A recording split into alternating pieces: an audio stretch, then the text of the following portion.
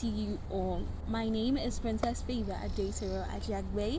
I am a She Stands Ambassador of the Rural Development and Reformation Foundation. I am the founder of the Women in You Initiative and the Princess Adetoro Foundation. So, as you can see, the sun is shining and today is an absolute lovely day, and today I just thought that I should come out and sit down and think about what I have for this year. Like I told you in my last video, I will walk you through the process of writing your New Year's resolution and your goals, and basically that's what we're going to be doing today. I would love to say a big thank you to you all that reached out, watched my last video, subscribed and liked and dropped your comments. I felt really encouraged and I felt loved, and I would want to assure you that I am here to stay, not going anywhere, and I will make sure that we do amazingly well this period, and I will walk you through that through this year and make sure that everything goes smoothly. Thank you all. So before we go any further, if you would like to just possibly pause the video and get yourself a jotter and a pen. Now, like I said, we're going to be writing, so this is going to be an interactive session. If you can do that, all right, that's great.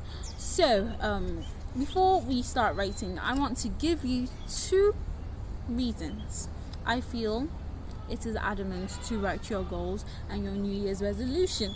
And basically these 2 reasons are reasons that I just basically summarized looking at everything, and I just thought to myself, this is what we need. This is exactly, these 2 reasons are the exact reasons you need your New Year's resolution for. But if you have others, you can always drop a comment, you can always call, you can always send a message, tell me what you think. So my 2 reasons are, number 1, it serves as a guideline, and number 2, for efficiency and effectiveness. So when I say guideline, what do I mean? Basically, your New Year's resolution are a set of guidelines that you are to follow in the course of the year, and basically they will help you know how you are performing in the year. So when you write your New Year's resolution, you constantly during the year go back and forth, watching and observing and putting yourself in check to make sure that you are in order in the year. Now, going to number 2, which is efficiency and effectiveness.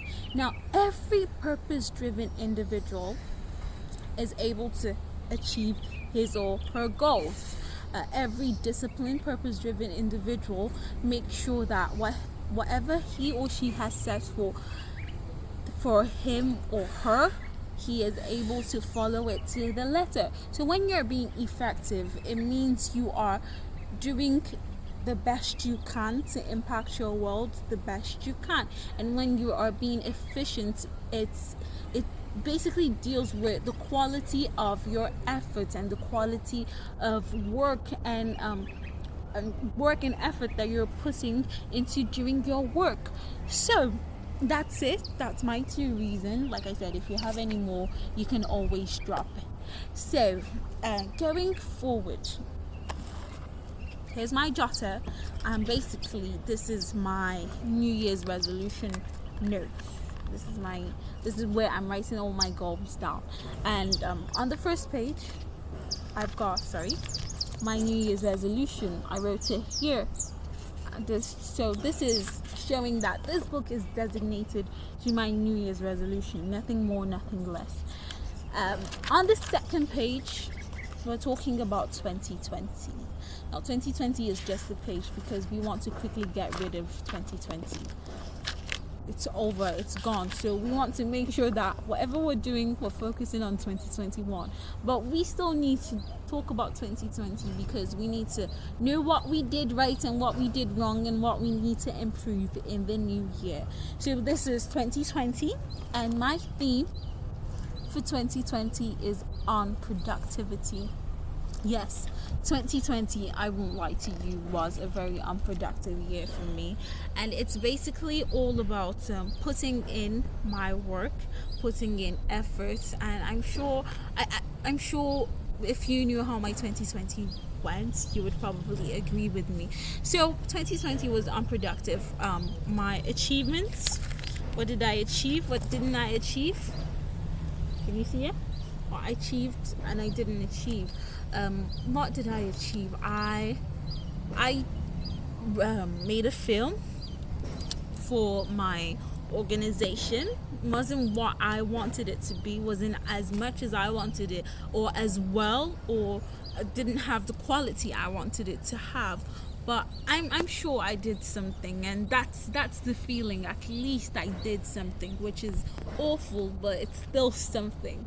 Now, as for didn't achieve, I didn't my social media, I didn't do well, because I planned that 2020 was going to be a year of building my social media, and I'm perfectly aware that the year had a lot to offer that would have at least been able to publicize the project. But I didn't do that. I didn't seize opportunity. I didn't seize the opportunity, or I didn't take advantage of the opportunity.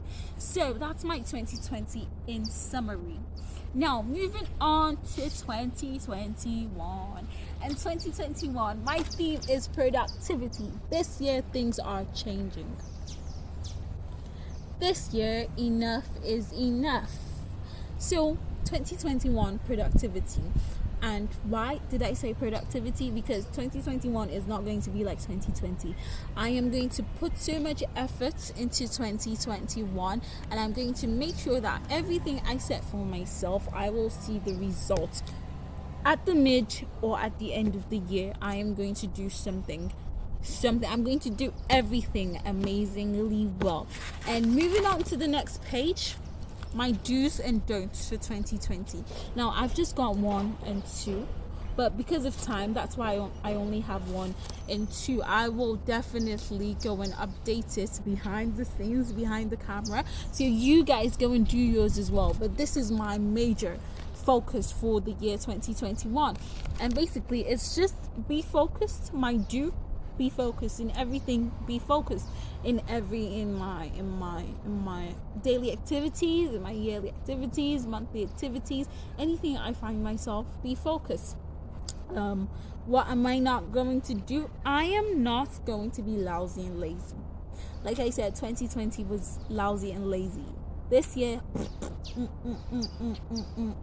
So these are my do's and my don'ts. I'm going to be focused, and I'm not going to be lousy. Now, moving on. My goals. The goal I've set for myself, I am going to read 15 books, and I'm going to build my social media pages. Like I said, these are just few out of many that I have for myself. But as time goes on, you can always add and subtract. Now, when I say subtract, you're not necessarily canceling the idea. Well, if it's impossible, if you know that it's not going to be possible, you can always subtract it and put it somewhere where you know that you can always refer to it later. But when I say subtract, I mean subtracting, meaning you've achieved that goal, so you take it out or you cross it out, knowing very well you've done what you have to do. So that's it. That's with the goals. Now, moving on to the resolutions.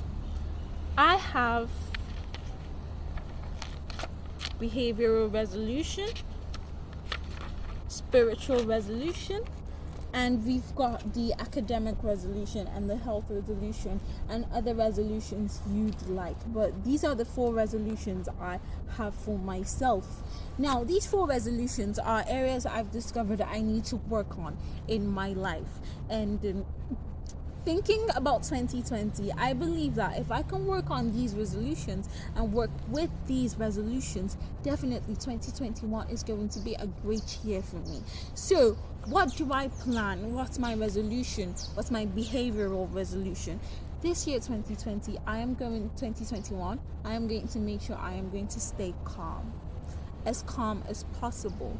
Now, 2020, I flared up a lot. I know my temperament was not really in control, But I believe if I stay calm, everything will go well for me this year, 2021. So I'm going to put myself in check in every situation. If I'm angered, if I'm sad, if I'm frustrated, I am going to make sure I stay calm and in control. Now, spiritual resolution. I have decided that I am going to read the Bible through.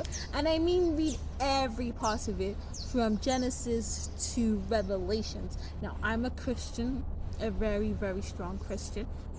And I believe in the word of God. And I've been telling myself I'm going to read the Bible. Like this thing has been like 3 years ago. But this year I've told myself I'm going to do it. And I've already started doing it since January 1st. So I have this this reminder on my Gmail from our daily bread, and basically it gives me passages every day, every morning, that I am to read from the Bible. So that's me. I've already started working towards my spiritual resolution. Now, my health resolution is I am going to stop midnight snacking. That's like something I'm addicted to. I know every night I always have to eat something. I always have to chew something, and it's very terrible, should I say? Because a lot of people say I'm adding weight and I'm starting to look fat. Please don't look at me if I'm not fat. But my decision this year is I am going to not eat late at night. Actually, I get very hungry in the night, so I've decided to tell myself that I will sleep early so that I won't fall hungry in the night. And my last but not least is my academic resolution. I am going to start reading my books right from the beginning of this session, or of the term, or of the semester. Now, I am one who likes to work under pressure. I basically read, say, like 2-3 weeks to the exam, and well, it's not a bad thing, because that's when I can actually assimilate. But I've discovered that when I start reading earlier in the year, even if I can't grasp everything, at least a few things drop and few things settle, and by the time I go back at the end and I start to read it again, I start to understand more and I start to assimilate more. Do you understand? So basically, this is like a me telling myself that, okay, you can do this way, but there's an even better way for you to do this. So I am going to do that. I am going to try that process, and fingers crossed it will work out for me. So these are a few things I have mentioned, and it's left for you to go and work with what I've given you, and basically update yours and plan out for your year. So fill in the blanks, write a number of goals you want, a number of resolutions in the different areas you want to work on and you want to work with, and by God's grace we will see everything working out together for our good. So thank you once again for watching this video. Like, subscribe, drop your comments and tell me what you want, tell me how you feel, and show me some love. Thank you all very much. Have a great day.